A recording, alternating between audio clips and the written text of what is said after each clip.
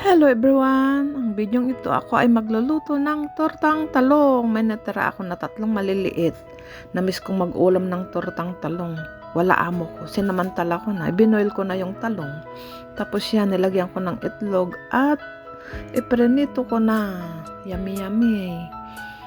Ang tagal kong din nakapag-ulam ng ganito torta. Kaya yan. Simpleng loto ng tortang talong. Enjoy watching! Eggplant omelette. Yummy, yummy. Ganyan lang kasimple ko lang nga sa recados ni wala ngang sibuyas. Pero okay na yan. At least na-eraos ko yung pagluto ko. Namiss ko kasi mag-ulam. Yan. Sakala ako nakakaluto kasi ng sarili kong ulam. Gusto kong ulam pag wala amo ko. Yan o, ang sarap.